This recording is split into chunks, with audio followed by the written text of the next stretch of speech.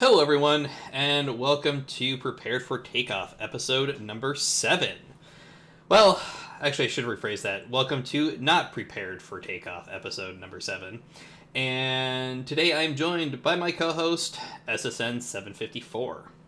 Good afternoon, sir. It is, well, we are changing things up today, are we not? We have a lot to talk about, but it is not Flight Sim Day today. It is more like a BlizzCon command.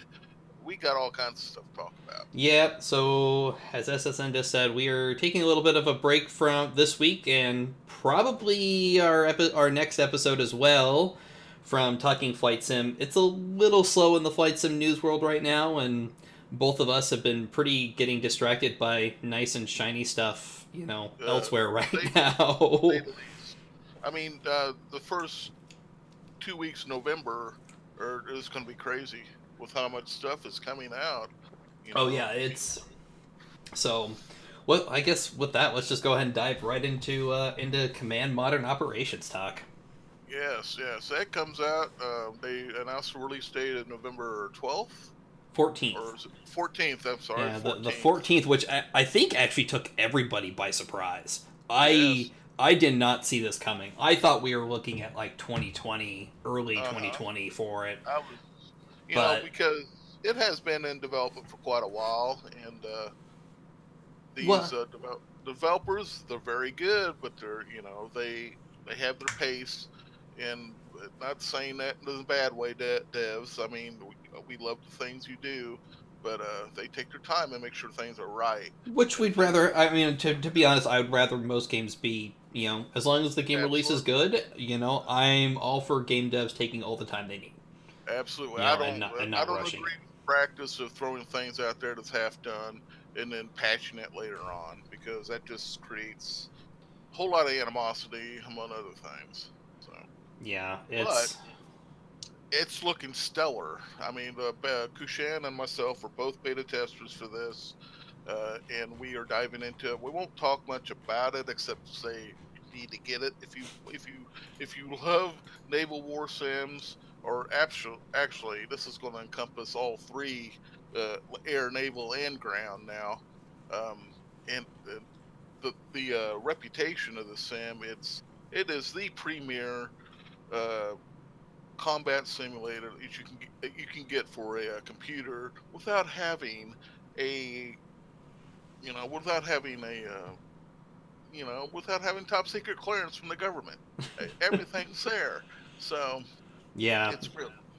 I mean, It's great. I mean, I would definitely say it's a get, but I'm really curious actually on the price point. Well, the price point. That I have an argument for that too. Because the database alone is what sold me on this game years ago, back when it was still in beta for Command Air, the first version of it. You're basically getting 3 or 4 different versions of a Jane's encyclopedia, and Jane's is like a military version of National Geographic or something. Oh yeah, I think we've that. all heard of Jane's. Yeah, but you're getting 4 or 5 different volumes in their database alone, and all those units are playable in the game. Yeah. No, I'm not saying it's not worth it for me or for you. Yeah. Where I guess I'm kind of leaning more towards of like if you don't play Command that much and they ask for another $80, I guess that I don't know. We don't know. We don't know the price point yet. I don't want to go too much into that. Like I said, for me, it's a guaranteed pickup. Yeah. What? Yeah. Average Joe gamer. If you have played or looked at the sim before, you might want to look at it again because it's even better the second time around. Yeah, They've really refined a lot of things. The big thing for me, and this is gonna go into a couple scenarios that I've got planned, is that new map. Yeah, the new map. We're talking high definition and several different modes of high definition. You're going to be able to pull up road maps, city maps. You'll be able to height and they've got terrain.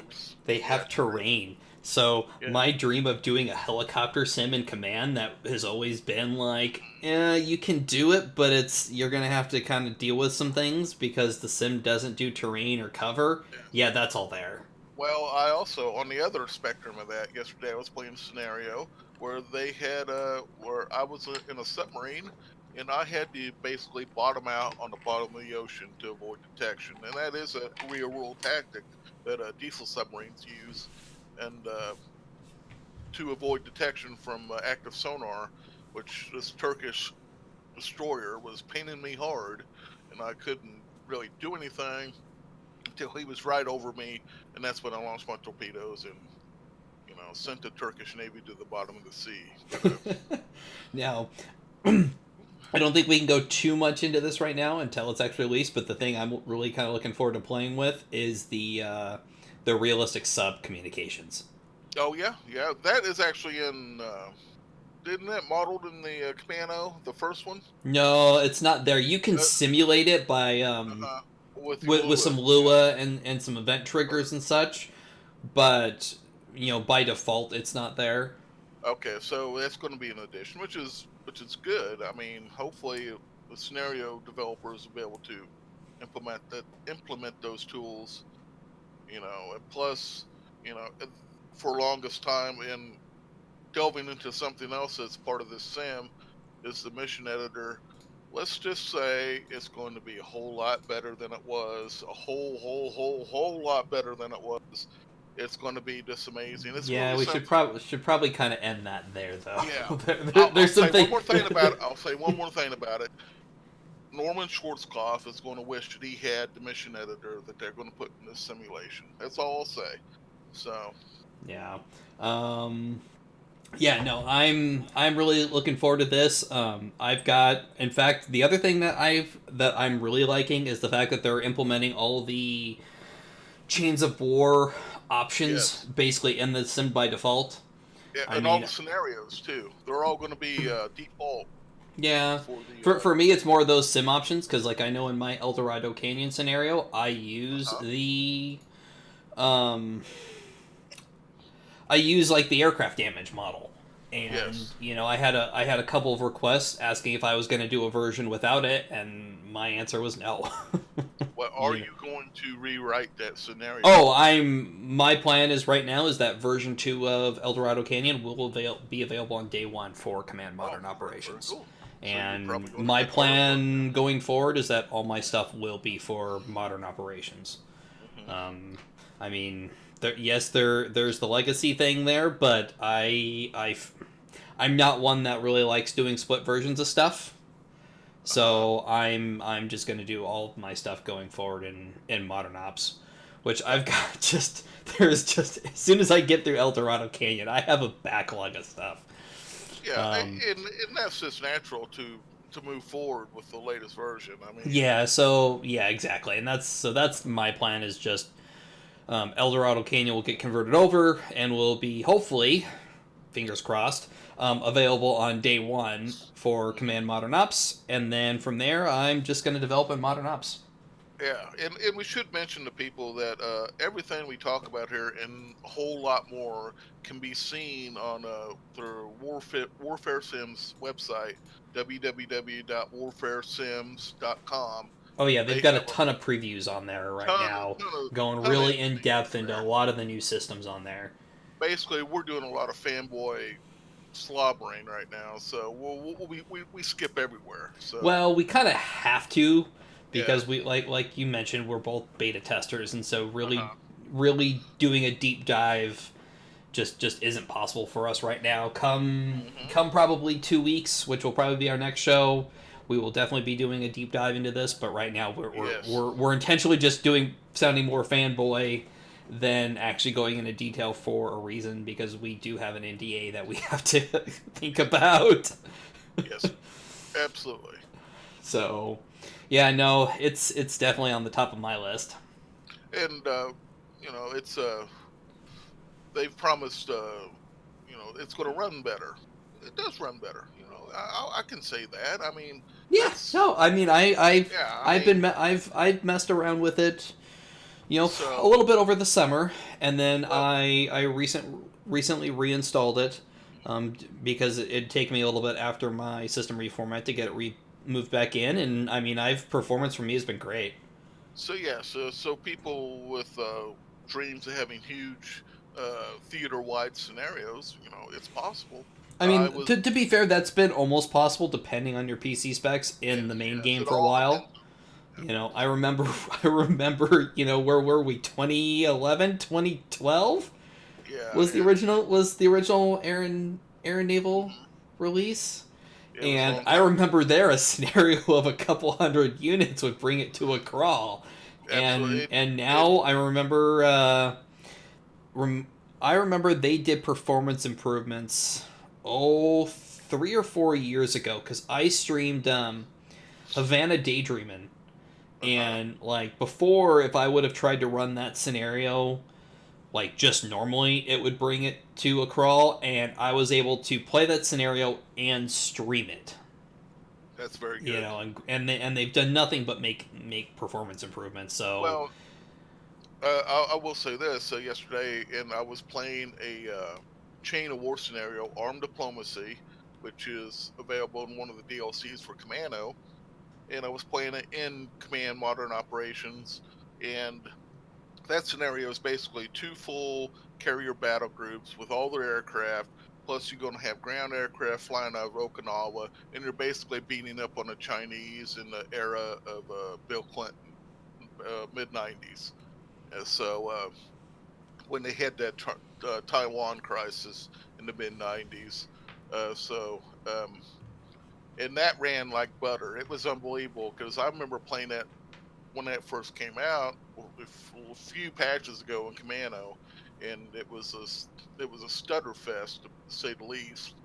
And but now it runs like butter, and I was highly impressed. So there's been a lot of performance upgrades going into Command Modern Operations. Whole lot. yeah, I actually played Trapped Under Ice the other day, Uh huh. which is still one of my like favorite. Hey, I want to spend. I only have a half hour to 45 minutes to play something, so that's Uh still huh. like my go-to scenario. And Hmm. I literally stumbled upon the this is not has nothing to do with performance, but I was playing, I was moving into my patrol area, and then as soon as I entered my patrol area, I'm deep, I'm running, at flank speed. I enter my patrol area, I slow down, I come up to just above the layer, and I spend maybe an hour just trolling a little bit right above the layer, and then what do I see? There's the boomer, and shot two shots fired, and there goes the typhoon, and had won the scenario within the first That's great. 4 hours of the scenario. That's Not great. assigned to the two escort subs, so I'm assuming they spawned somewhere off, farther off, and just weren't around. Uh And huh. I even kind of waited to see if they were gonna. I even ran the scenario kind of at high speed, just with my sub basically just at steerage, waiting to And see if they were gonna pop up, and ran it for another hour or two, and they never popped in. So they must have spawned like on the other side of the patrol zone or something. And and it's the scenario done and won in like 5 minutes, and it was just a yeah. complete accident. Well, it's experiences like that to keep you coming back to a game. Oh yeah, I've also had playthroughs of that game where like I haven't found the boomer at all. Oh yeah, You know, and but command not well, I would say well over 80% of your experience is going to be in how well the scenario was made in the first place. Oh yeah. So That's really what it comes down to, which is why my yeah, first version of like El Dorado Canyon was crap. Like there was a lot there that frankly by my own admission, I basically focused more on the refueling effort and yeah. how to Well, actually simulate certain aspects of that and not enough on the actual strike aspect. hmm Which in retrospect, and I've messed around with like the rules of or the rules of engagement, and I've messed around with the weapon release authorizations. And so like hmm now at the start, like the Libyans start with basically everything set to 0. They won't fire at all. And then through events, they either have a chance of basically changing that, or when your aircraft remain within like the zone for a certain amount of time, then they'll pop to a quote unquote high alert state. So you actually have a chance to get like that, unopposed, sneak attack actually in, which before just I with how I had set it up before, that just wasn't possible. okay. So there's a lot Yeah. there that I've been able to tweak like that. Well, and in real life, that whole refueling effort was a struggle for the U.S. Air Force Oh for yeah, years. and it's a struggle in the sim. There Yeah. is still some aspects of that I'm not happy with, just to some game mechanics, but Hmm. I'm gonna try and hopefully get those worked out, and But it can be maybe done. see if I can get the devs to implement some features for me. You know, it is kind of an edge case scenario, so I don't want to be too, don't really want to be too pushy. But Yes. there is some things, mostly with the when you're trying to refuel when tankers are refueling the tankers, they'll slow down to a speed, but then which is far below what the minimum speed of the F-111s are. And so what ends up Uh, happening is the F-111s end up like out racing their um, tankers that were supposed to be flying with them. yeah. You know, You know, they flew in formation and they did high speed refueling the whole flight down. So, and I know why, the reason I think why, the tankers slow down to speed is because there was some issues with like, there was issues initially with the initial kind of releases of the game with like tankers not being able to make rendezvous because of different speed settings. hmm And so I think the reason they lower those speeds down is to make sure that the aircraft that are trying to meet up with the tanker can actually rendezvous. uh-huh. But it's just one of Well, those situations where it's like I really wish I could actually override that functionality. yeah. Well, I remember back, with early command, that was one of the things that was missing was tankers. We didn't have that capability for a long No, time they in were there. command. They've always been there. It's just there Well, wasn't well, you didn't really have a lot of control over how they operated though. well, yeah, you You know, didn't have air. you basically You set up didn't have you could basically set up a refueling mission, and then you could tell aircraft to refuel or not, and that was basically it. Now you can tell, your aircraft to refuel from tankers on a certain mission, from Okay, just a specific tanker. I mean, there's a lot more control even in the base okay. game right Maybe now as that's it what I'm is. remembering now, man. Because I remember I didn't really use them a whole lot back in the early command era. No, But they were there, but they've added more functionality into how okay, the that's tankers cool. work. I forget what DLC that was too that brought No, I all think that that. was just a free update. Oh, okay. Well, Yeah, I'm that's pretty it. sure that So, came in a base game just update of, just more better tanker logic.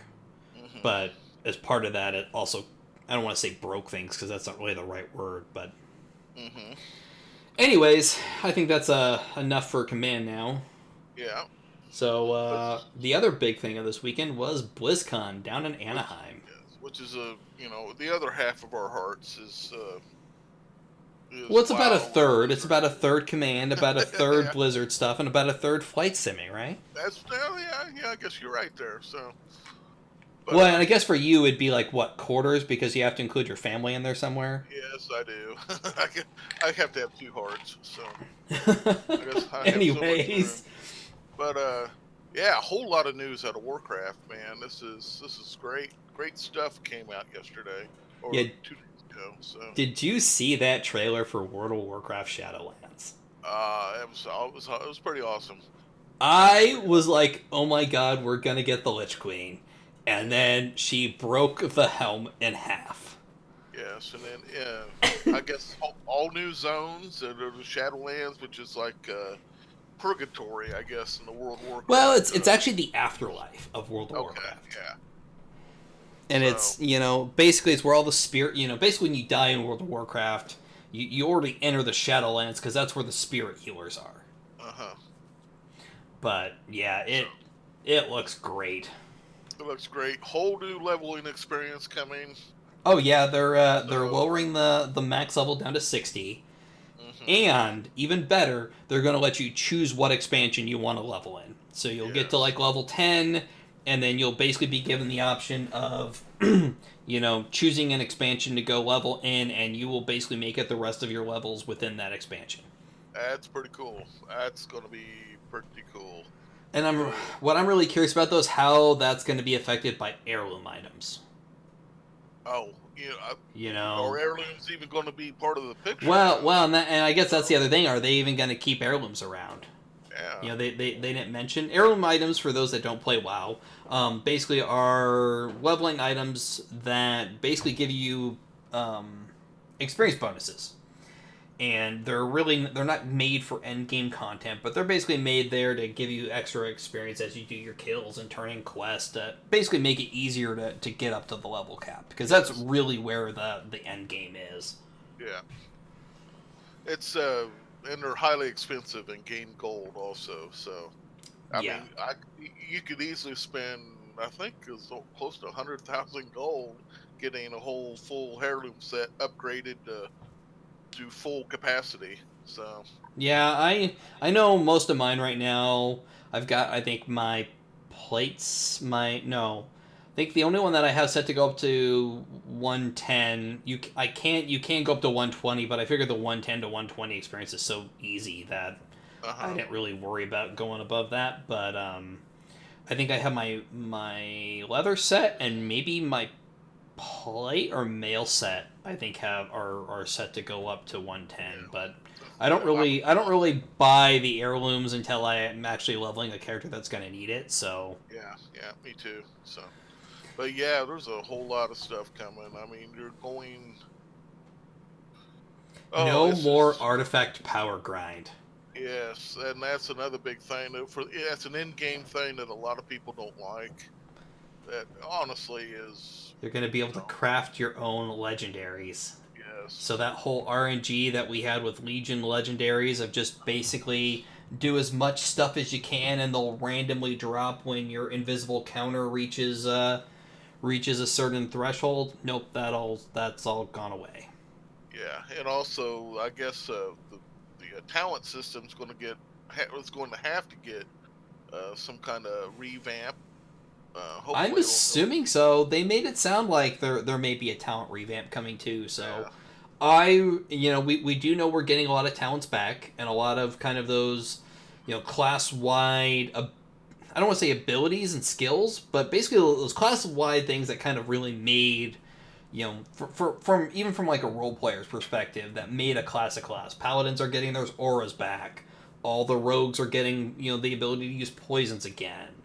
yeah, Shamans are getting their totems back, and these are all abilities and skills that they've slowly pruned out over the years to yes. quote unquote streamline things that really kind of made classes feel less unique to me. And one of the first things you zipped to me was the warlocks getting the curses back, Oh yeah, warlocks are getting curses. so you immediately got my antenna twitching on that because I love my warlocks and WoW. So Well, then you will be good to hear that the Ritual of Doom is coming back. then people will be dying. So I sad. still remember when way back in vanilla, Uh huh. when my friend who got me into playing WoW first got Ritual of Doom, and we summoned his. I think it was a Doom Guard. Uh huh. Maybe it was a Fel Guard. I think it was a Doom Guard. And we see, we do the summon, and this thing, and I was only maybe level 20 or something like that. And this thing, like, we summon it, and this thing immediately turns and just hits me in the face, and I, like, instantly died. That is something that's going on at a WoW Classic right now, where people are doing that and just the thing goes crazy and kills people. It's kind of Yeah. like one of those. It's kind of like a trolling thing right now in WoW Classic. So See, I was talking with my old guild leader this morning, and I've been there, I've done that with WoW, with vanilla WoW, and uh-huh. for me there is just some nostalgia that's better left in the past. Yeah, that's I don't part of it. I don't need that. I don't So need that nostalgia again.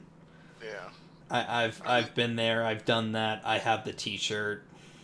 and I think I've told you this, where WoW Classic is great and all, but for a lot of people, it's a reminder how good the live current WoW is.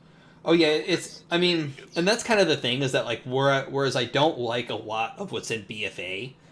hmm Playing WoW, the little bit I spent with WoW Classic last year at BlizzCon, and then a little bit after release, really kind of made me appreciate the live game a little bit more. than Yeah. I was. I mean, it's still not great, and I still don't like a lot of things in Battle for Yeah. Azeroth, but it Mhm. did make some of that actually, a Yeah. little Yeah. better for me.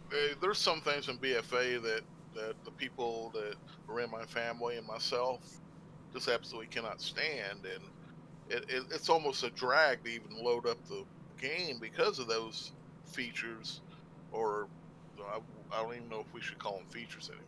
Drags on the game, but yeah, hopefully this is all going to get fixed. I think they're finally starting to listen to their player base again, and I think they heard the player base back probably in Legion, but by uh, then I uh, think, basically, I don't want to say there's two teams that do WoW expansions, but I think they're already pre-planning like, two expansions ahead. oh, I'm sure they are. They have So by the time they really had a chance to really fully absorb, that's why you see basically like the expansions tend to fall into two categories. There's to. like the evolutionary one, and then there's like kind of the, I don't want to, iterative one. Where they kind of iterate on things that were, I don't know if iterate's the right word, but where they kind of just, there's the ones where they do like a big evolution and really change up the systems. And then there's the ones kind of like where BFA was at, where they didn't really, I mean, a lot of the systems were similar to what they were in Legion. They weren't the same, but they were different. Yeah, it's just I think there's going to be probably a couple more patches left in the Yeah, I mean we're going into sticks. 8.3 probably sometime here in December, Um, and 8.3.5 will probably be the last one, last patch, and then think. we've got probably, which we'll probably see that, February, April, March, somewhere in Yeah, there. And yeah, then, from there it'll be a couple of months of and basically nothing until we get to the release window, I'm assuming, given that, which is the pre-patch, and then they'll throw the yeah. expansion out there. I mean, So I'm assuming we'll see pre-patch sometime in July, and we're looking at the same August to September release window that that kind of seems to that be the that pattern. Legion that So Legion and BFA fell into is kind of what I'm thinking. yeah, that's So, cool. and then But the other big news, at least for me from BlizzCon, is Diablo 4 got oh announced. man, dude, I saw that cinematic, and I was like, this is almost rated R. This is I knew it what was it was bloody. as soon as they show. I was having a really hard time not like squeaking with glee because I actually saw that at work. Yeah, and I Yeah, was kind of watching that on my phone while I was at work, and I knew as soon as I saw like where they were running across like the seal at the start of that, I'm like, oh, this is Diablo 4, yeah, and then I was having a really really hard time not like squeeing. yeah. They've gone back to their grimmer, darker, bloodier roots, and it's going to be. Oh, excuse me, but it's going to be just spectacular how well all those new things they brought. It's the artwork looks fantastic, even in the few little videos that we've seen. The gameplay, they're going to have talent trees now. They're Um, back. you know, yeah, And they're leveling up back. your individual Yes. skills is back. I mean, to be honest, Uh, like everything that they showed in Diablo 4 is everything I think I've ever wanted in a Diablo game. yes. Like, I mean, Yes. I'm a big fan. I make no secret that I'm a big fan of open world games. And Diablo Oh, me 4 too. is going to be an open world game. It's going to be Mhm. always online, but okay, that's kind of a given these days. But you are going to see other players. But like from what I saw from like the beta footage, like it wasn't what I had feared with a lot of players running around and steal killing, Oh yeah, or yeah, camping the same mob or anything like that you would get like in an MMO. yeah. And But they never use the word MMO. They use the word they use the word open world.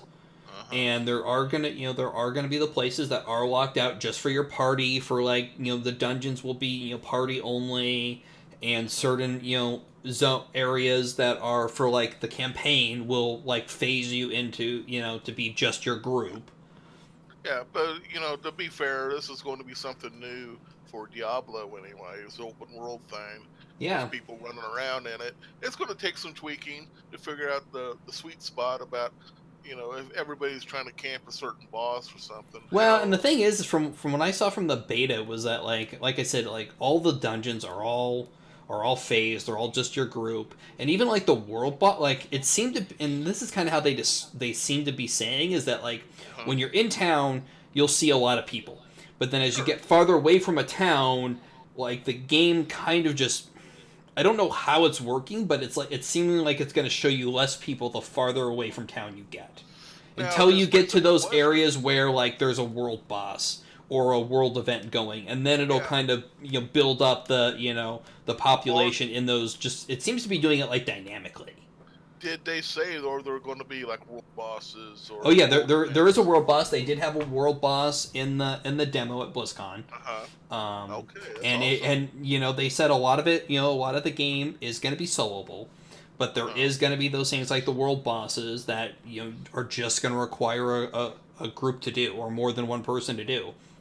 And I saw like Okay. Riker did like a 2 hour playthrough at BlizzCon, and he got to play all the classes, and he actually did the world boss on the sorceress, and he basically just decided to stay at the very edge of the and so the camera's more zoomed in, but then Okay. these world bosses were so big that it dynamically, and you can't zoom the camera in and out, but when you got to, or you can't zoom the, I'll rephrase, you can't zoom the camera in or out on your own, but when you got to a Okay. world boss, when the world boss spawned, it dynamically zoomed the camera out because the boss was so big that it couldn't fit on the screen. Yeah, yeah. I think I saw a video or something like and that. and I remember Riker, he had a legendary that let him shoot 3 fireballs on the sorceress. So Hmm. essentially, what he did is he stayed on the very edge of the screen and just shot fireballs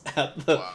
at this thing. Other than when he had like his uber lightning ball, ultimate that they were letting him that they had in the beta, and then he would zoom in and then he'd immediately get out because this thing's AoE, like he had like this slash that would take off like kind of a big slash move that would like do a huge area of effect, and every single time it would take like 99% of his health off. It was great to watch. But I'm super, and it should be noted that the zones now are huge, so Oh, huge that's that they've yeah. added mounts into Diablo. Very cool. And So well, that's going to be something for them to make money on, I'm sure. oh, I'm sure, and they've already said they're not going to be selling power. But they are going to be selling expansions, and they're probably going to be selling cosmetics. Which, to be honest, But I'm okay. I mean, I played a that's little bit fine. of Final. I played a little bit of like Final Fantasy 14, and I had no problem with the cosmetics in there. And if you play WoW, you Yeah, I mean, know. So there's a lot of companies that monetize cosmetics. So, yeah. I would much rather have cosmetics, than power. And they've said they're not selling power. I mean, one could argue that, selling, locking levels behind expansions is selling power, but you know, Yeah. I I'm Yeah, I'm there's a indifferent on fine it. line there that people can argue one way or the other. Yeah, but But let's I five would much rather have classes. this than a game that's microtransaction to death and where you can buy items and all of that. Mhm. Yeah, there's 5 classes that are going to be involved in the game. There Three is of them five we know so classes. far. We know three of them: the barbarian, the druid, and the sorceress. Uh-huh. So we don't know what the other two are, and it didn't sound like Blizzard even knew what those other two classes were going to be yet.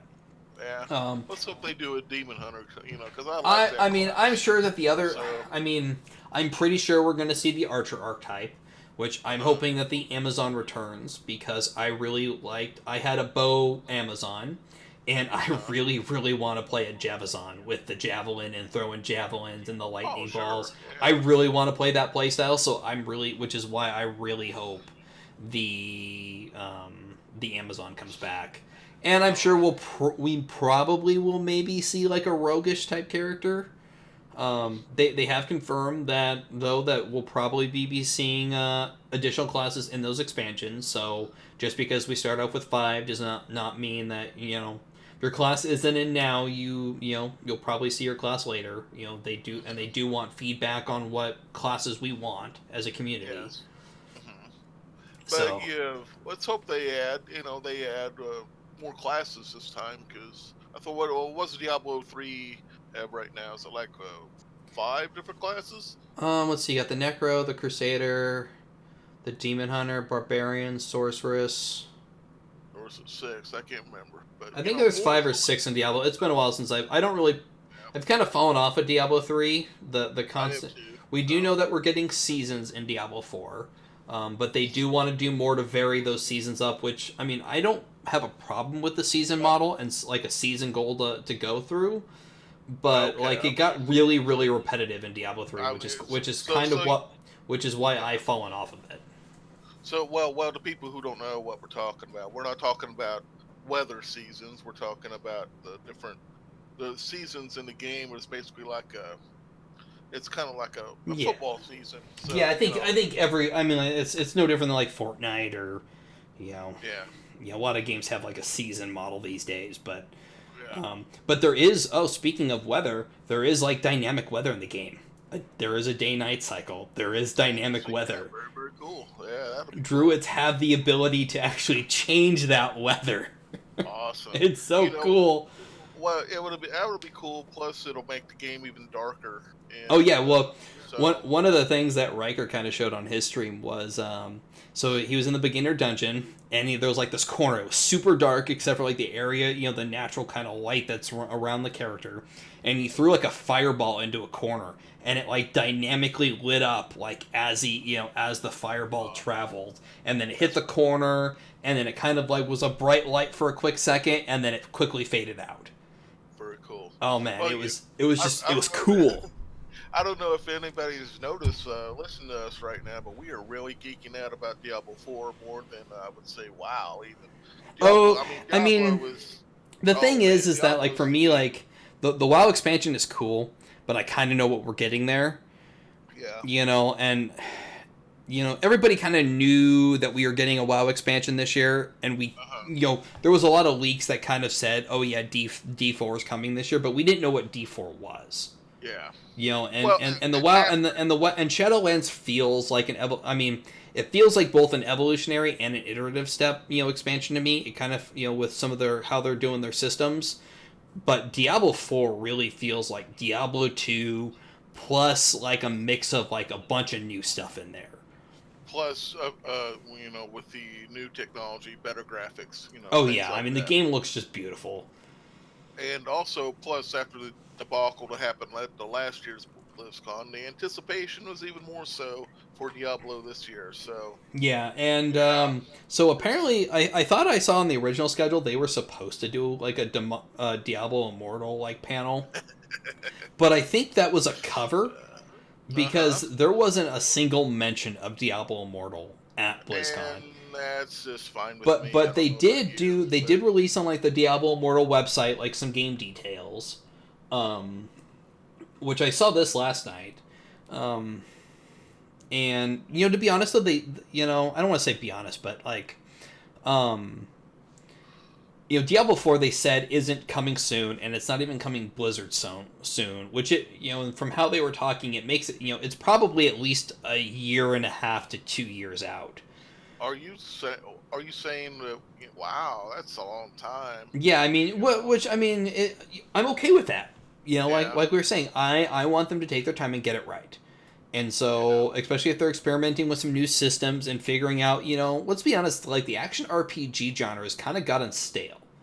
I feel like everybody, even like Path of Exile, everything is, let's just copy D2. Just remake D2. Yeah. Just remake D2 and put a new skin on it.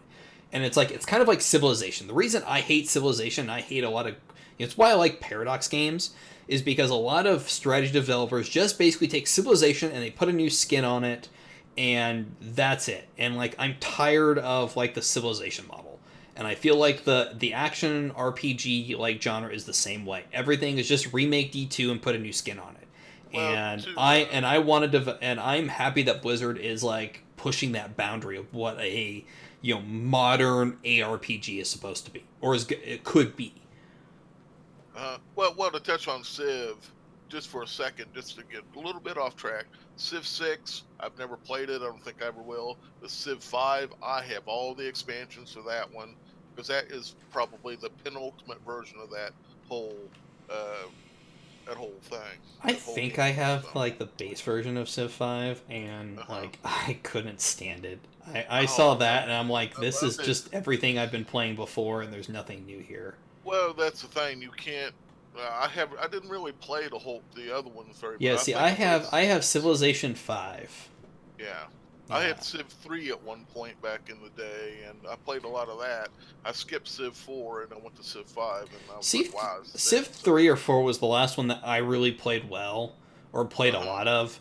And Yeah. then, like, I'd kind of discovered, I think about the time, basically when Paradox announced um, Crusader Uh, Kings 2.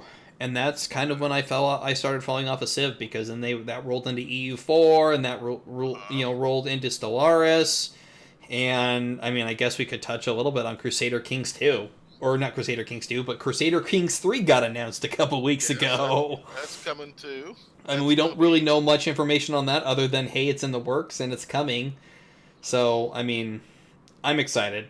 I mean, Yep. that'll be another game. I am a little more wary after, Imperator and Stellaris' releases, so I'm actually hoping they actually have some content there at release, but I mean, That's. we all know it's going to get DLC'd, DLCs, that's a given. But Mhm. I'm hoping I have the thing about Crusader Kings 2 is Crusader Kings 2 is still a great game, but I Uh-huh. feel that as they've tacked on systems and expanded the map and stuff like that, that things just feel a little clunky for me. It's gotten And heavy. and Yeah, it's kind of absolutely. cut heavy, and things don't fit together quite as well Plus the as, fact, say if I had and it's just. almost 10 years old. Well, yeah. Plus the fact, say if I had just discovered, uh, you know, you know, the second one, if I've just discovered it and I buy it, and then I'm like, well, I have to buy $400 of DLC to get current. Yeah.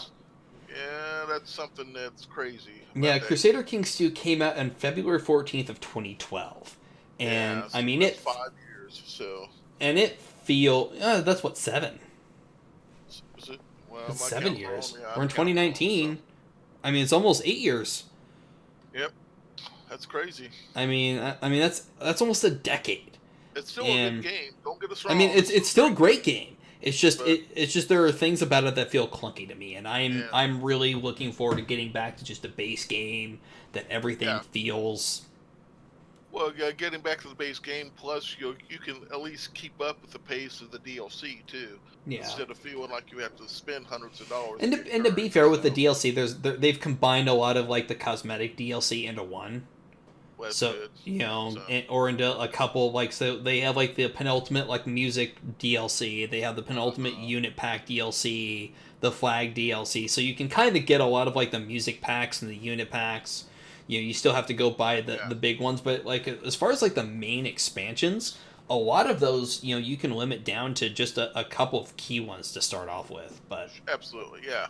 But you would need somebody to guide you through that because you don't know what to buy oh because yeah, yeah. I mean, if there's you're a new player that dozens and doesn't know dozens anything, of you have to do a little DLCs for bit of that game. research. Sorry, So go oh ahead. yeah. I cut you off No, there. there's dozens and dozens of DLCs for that game. If you go on Steam and look at the list, it's like, what do I buy first? Yeah. So If you it's are a new player, which I don't know how many people are jumping right new into CK2 oh, right now, very few. but those new players are having to probably do a little bit of research as to what their what DLCs Yeah, to get right out of the gate. and what is wargamer.com would be probably a great place to look for information on that. So Yeah. And I guess there's one little bit of BlizzCon news, and that was Overwatch 2 got announced. yes, that is a game that I've tried to play. My Twitch skills are not what they used to be, so I'm not very good at it. I do have a nephew and my kids who play it and play at a pro level, and I'm just like, how do you do this? And they were really excited about seeing Overwatch 2 come out. So I'm I'm more excited for Overwatch 2 than I was for Overwatch 1.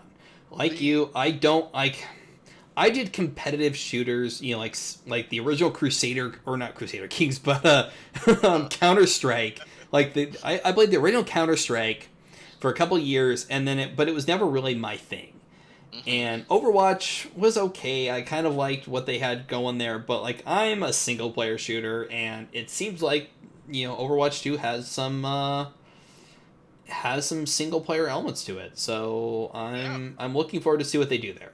I did Well, not watch the deep dive on it, so I don't really know a lot of the details on it, but it does look like uh, there are some solo content there. So I or I have heard that the trailer that they put out for Overwatch 2 is pretty dramatic and brought some people to tears at the convention. So I'll oh have to yeah, watch that I later could see too. that. So I did see the trailer, and I mean it's good.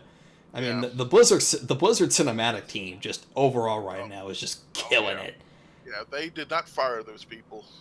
They gave them raises. So Yeah, that is one team right now that as pissed as I am at Blizzard for a lot of things over this last year and especially this last month. The Blizzard cinematic team is one team that I have no qualms about whatsoever well, right now. let's touch on that a little bit. Brack came out before they did the announcement for Oh, that was a pretty good apology, I it thought. wasn't an apology at all. Well, That was a weak hit. J. Allen Brax, love him or hate him, it's J. I'm Allen not in Brack's comments weren't an apology, and he was being a weasel. on it. Well, with the long hair like he's got, he does kind of look a little bit of a I weasel. mean, I don't want to go too much into it, but I mean, you have to be living under a rock for the last month if you haven't heard of the controversy that Blizzard has got themselves into with as far as clamping down on a Hearthstone player that used the official platform, or post game interview to shout, support Hong Kong, revolution of our age, or free Hong Kong, revolution of our age. And Blizzard banned him at first for a year, and then took that back. And I don't Did they even give him think his money? Blitzchung. I mean, even Blitzchung came out and said that punishment was appropriate. Well, yeah, You and know, I don't, he but wasn't disputing that something should have happened, but I don't think it that a shouldn't year have. ban was right. I mean, I think he chose the wrong kind of platform to do it, but I completely support the cause for it. And Yeah. I was all prepared to go into BlizzCon, and not care at all about what Blizzard said. But Taliesin and Evitel did a video a couple weeks ago leading up to BlizzCon that I think really kind of changed my mind. Uh-huh. I still support Hong Kong and all that, and I think what Blizzard did was pretty much despicable. And You know, absolutely, absolutely. But but also, but if you I've don't also know, had a chance to talk. Like I didn't go to BlizzCon this year, but I did go in 2017 and 2018, and I kind of had a chance to talk with some of the game devs, of the actual teams, and some of them, not a lot, but I got to chat a little bit with them, and it's like that's kind of the reason I think I'm still that because I've seen. To use a word that's overused, I think when it comes to talking about games, I could see that I don't want to say passion there, but I've seen that. I don't know. It's hard to describe the feeling when you actually talk with these guys and actually do a deep dive into, WoW lore or Diablo lore, and actually get to uh-huh. talk systems with these guys. Yeah. And I think, and that's really the reason why I really even care about BlizzCon this year Hmm. is more for And the actual, run a day, game devs, and not like the corporate level, Activision level, J. Allen Brack, guys. well, you mentioned Taliesin. I subscribe to that guy, and his wife, right? Yeah, Talius and Evito. Yeah. Yeah, Avatel.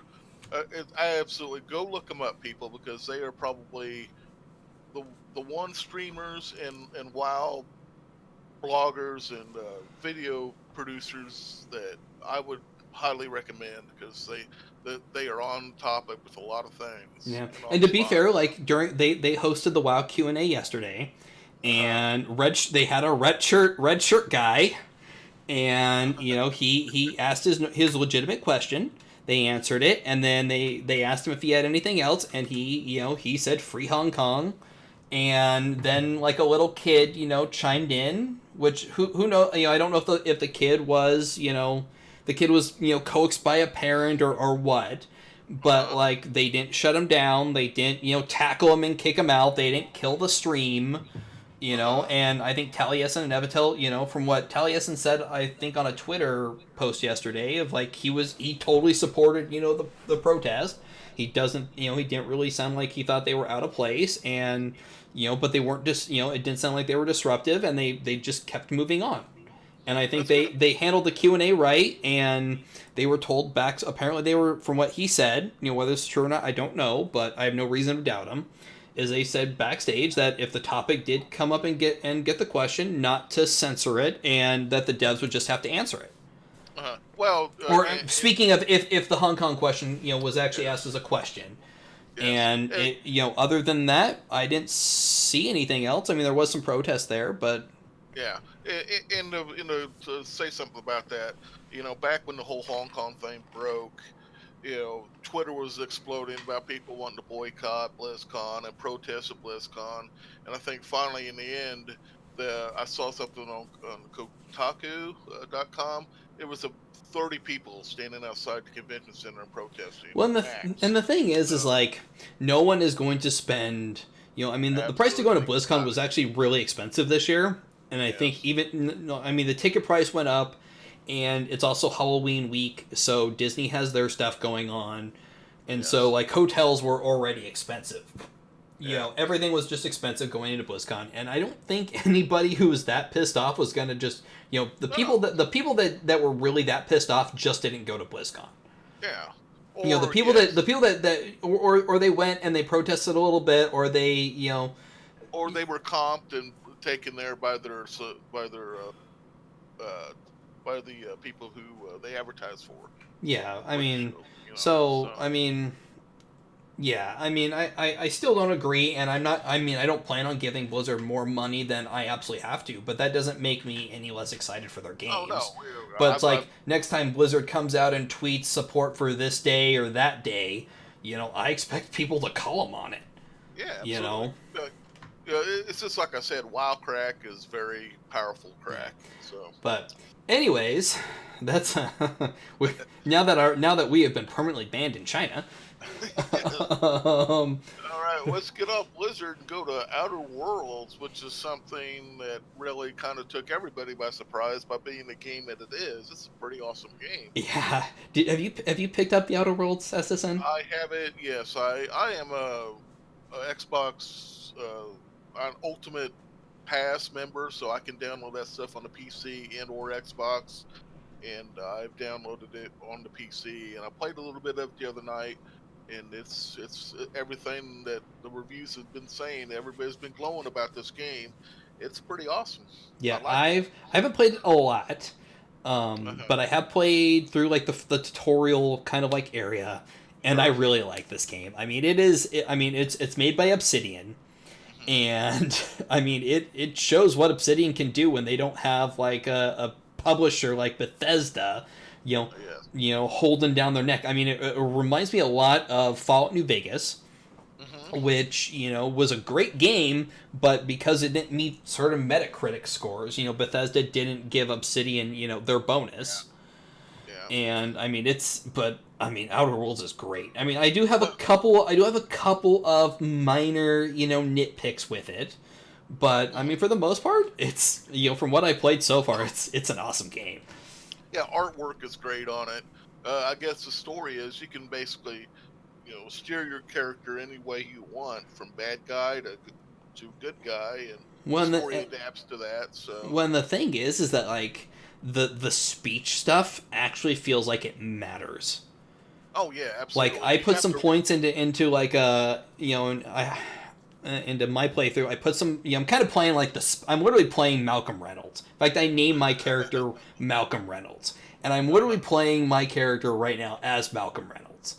Yep. From Firefly. So I'm kind of a little roguish. I'm kind of I put some points into speech, you know, as long as some points into you know, hacking and stealth, and I've actually seen like that speech stuff actually be prevalent and actually, you know, let me talk my way out of a couple of fights, and it's cool.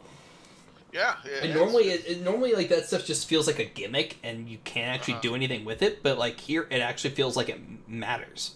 Yeah, it's going to be a fun game to try to finish.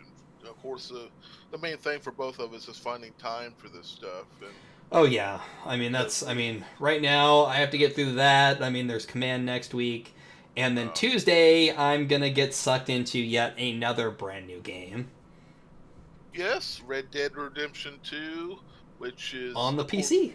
on the PC, which should be a whole lot easier to play because I have the Xbox version of this, and I cannot still to this day figure out the controls on that game. But with the keyboard, of course, you have a whole lot of options for key mapping.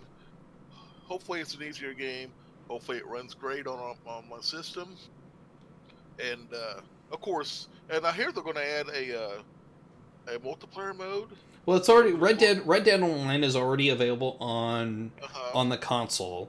But I heard it's going to be like an MMO version or Well, something. but I mean, it's I think it's the same way on Red Dead Online on the console. It's just whereas like on the console it came like a month or two after the release.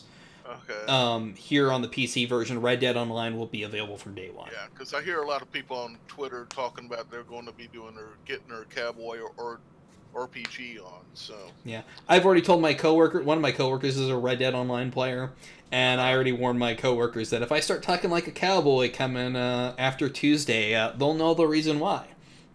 And if I come in if I go in on Wednesday looking all haggard like I haven't slept, it's probably because I'm haggard because I haven't slept.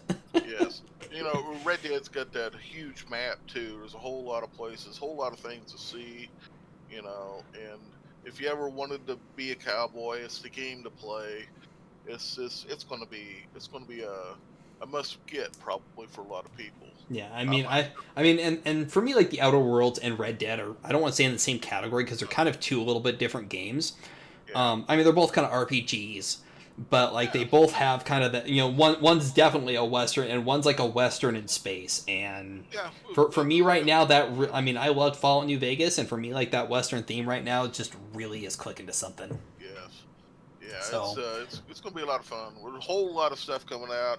Of course, it's the run up to Christmas, so everybody's bringing stuff out. But it's kind of special for us because Kushan and I had met playing Command. yeah, So the old Belugan chat room. In fact, I was what's kind of speaking of meeting people, I actually met one of my WoW friends' girlfriend last year at BlizzCon, and I keep giving him crap because he wasn't there, and I've played WoW with him for going on 15 years now, and so I gave him an endless amount of crap because I had met his girlfriend before I actually got to meet him in person. That's pretty cool.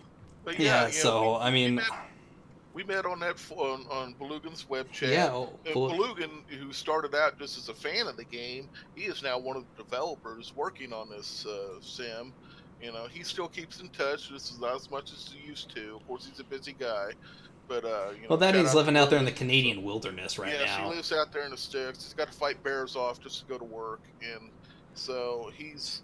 Well, I don't even think he has to fight the bears off. I think he just walks out onto his front porch and pulls out his laptop. I mean, pretty much, yeah. He's got life. He lives in some beautiful country up there, and I'm always afraid he's gonna get ate by a bear up there, though. Well, I think one of the funniest parts of that whole Belugan chat, and we're dwelling on memories here, but he posted a video. He has like motion cameras outside his house. He showed a picture of a bear walking around his house, and I missed that post. Oh yeah, it was hilarious. I gave him so much crap about that. It was fun, but yeah, he is a developer now for this game, so I know he's excited about Command. We are excited about Command. It is probably one of the base rocks of Kushan and I's friendship is this game and our common. We love military stuff, so I was in the Navy for years, and Kushan is he loves submarine. I'm just a fan. I mean, but we have common interests, of course. That's why we started this. Yeah. Which we which started this. which is one of those things where I was talking with a friend. I guess where I was going with meeting my friend's girlfriend last year is that I was talking with her the other day, and I'm like, I really missed not being at BlizzCon this year more than I thought I was going to be. Like just watching like the live streams of it, like I'm like, man, I really wish I was there. Because I just miss being surrounded by like all the people with literally the same interest in the same games. Doesn't matter what our politics were or our jobs or anything. It's just like everybody was there. Everybody was having a good time, and it was just like I really missed being there more than I Plus, thought. you know, my wife and kids, they went last year, and they said it was just packed. It was almost uncomfortable to be in the convention center. This time around, I bet it was a little bit less crowded. That would have been ideal for myself, you know, because big crowds like that, it gets to be it gets to be tiresome after a while to see, you know, to be jostling around people and things like that. See, for But me, my solution to that was that I stayed at the Hyatt, which I probably shouldn't say this on stream. Not that anybody's going to listen to this, so probably doesn't matter. But I actually stay at the Hyatt when I go to BlizzCon. So it's not, you know. So for those that don't know the Anaheim Convention Center setup, you have the convention center, and then right outside you have the Marriott and the Hilton. yeah, And then right down from the and those are two big hotels literally right outside the main entrance, and that's where everybody stays. Well, then literally right down at the end of the block is the Hyatt.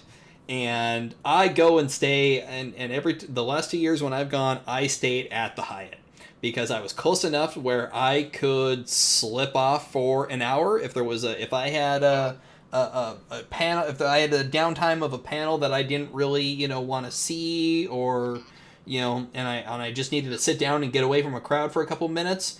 I just slipped over to my walked the 10 minutes back to my hotel and sat in my room for an hour and maybe have watched something on watched one of the panels on my iPad, charged up my phone, and then I walked right back. And very cool. that's kind of my seat. That's kind of my seat because I'm not really like a guy who enjoys crowds. Yeah, me either. I mean, it's not. It's a lot better than what your solution is. A lot better than just sitting in the corner on some concrete, waiting for an hour and a half for a panel to show up. So. Well, and to be fair, like I did a fair amount of that last year when I actually had when I was there with some friends, or friends that I met up there with anyway, and we did a little bit of just kind of sitting, but it's like even like when you're sitting there, it's like there's always somebody to talk to. Oh, absolutely. People are walking by, people are sitting down, and then you just get chatting, and it's just like where you're standing in. I mean, the lines don't even never really. I mean, yeah, the lines are long, but it was also they kind of seemed to go quick because there was always something to talk about. Always something to talk about. I mean, one of the best ways to introduce yourself at a BlizzCon is to ask what server you play on. Hey, what server do you play on? Yep, I remember. I don't know if it was last year. I think it was the year before where they had the big, Battle for Azeroth army set up, and they took realistic, real characters from in game, and they basically made these little tiny 2-inch high models, and they basically put all these characters in this big panoramic display. And you could go up and you could actually find your character. They took a lot of the BlizzCon entries. Of the people who were there for BlizzCon all had. Not everybody, but a lot of us did. And you could look up your character and it would tell you exactly what grid space you were in, and you could go and sure enough, there was my warrior. But I was standing in line and I happened to be talking with another Fury warrior. We're standing there in line, and it was just we got to talking, and it was great. And just stuff like that is just all around there. And well, I remember the one I had been to. There was a company there called Figure Prints. I think it was. Yeah, Figure Print. I didn't know you've been to a BlizzCon before. Yes, that was one of a few years ago. Oh. But a long time ago. I think it was before I even really found out you played WoW very much, because I think we were in command, but we didn't talk much about WoW. Oh man, I actually have a Figure Prints. You do? Yeah. That's cool. I got one way back in the Burning Crusade days of my hunter. Do you still have that hunter? I do. yes and no. I've race changed and stuff that hunter over the years, but I still physically have that character, even though it may not be the same name. Yeah, sure. You know, I kind of bounce that character around between if I want to play Blood Elf, if I want to play an Orc, you know, and it kind of bounces around depending on what I want to play at any given day, you know. And I usually change it up maybe once every 6 months to a year. And I always re-reserve the name or something like that. That way I can always, I can go back and. The reason I brought that company up is because that's going to be used by me this Christmas because my kids want their little figures, so I have to get that. So. Should work for the Admiral too. There you go. Should absolutely, yeah. I'll have to get the big one for her. Yeah, know what you should do? You should do like a family one. You should all, you have what, 3 daughters? Yeah. Yeah, so you should get one for all 5 of you. All in play. I just got to make sure that I get the right characters because they go through all as much as I do. So. Oh, I know. I mean, we're starting to ramble now, but I never really had an army of alts until Legion, because when Legion hit, I had my Mist of Pandaria boost, I had my Cataclysm boost, and I had my Legion boost. And so, like, those were 3 boosts that I just never used because I quit from Pandaria to basically the beginning of, like, right before Legion came out. Even though I still bought those expansions, I did go back a little bit for Draenor, which is kind of why I had, or right before Draenor, so that's why I had the Pandaria boost. But I just never used it, and so I ended up going into Legion, and now I have like a whole army of alts that are all at like 110. Wow. So, and I've played a couple. There's some of those classes that just really haven't grabbed me, which is why they're not 120s. Mm-hmm. My mage in particular is like at 112, and I just hate leveling as a mage. It's hard, especially in those. The one thing I hate about the whole instant 120 thing is you don't fall in love with your character. It's basically you go from 0 to hero. Well, and to be fair, like, that's yes and no. Like, I had played my mage up to level 40, 30 something, so I already had. And one of the reasons, this kind of goes back to our original discussion, is that the reason that they're cutting the levels is so they can go. It's not a stat squish. It's just a level squish. So you'll still be just as powerful, after the patch as you are now. Yeah. But for the leveling experience, that lets them go back to every level gives you something. Whereas, like, right now, you'll go 3 or 4 levels, 5 levels before you see a new skill or a new talent. And it's just like, there's a lot of just dead space in there. It's going to be making leveling fun again, I guess, and interesting. Oh, yeah. I've already decided, I've decided I'm not leveling any of my characters that are, like, I've got a bunch of characters on, like, an RP realm. Well, if you think about it, how many people are going to say the same thing we're saying, where I don't want to play until Shadowlands. What's the point of leveling a character until Shadowlands pulls up? Yeah. So, I mean, if I have my 110s, I'll level as like I see fit for as I decide to. But like I've got a bunch of characters on an RP realm, and I've decided none of those are going to get leveled. Yeah. Most of them right now are just like name holders. But for the most part, none of those guys are going to get leveled until after Shadowlands. Yeah. So. Well, we've been all over the map today, man. This is.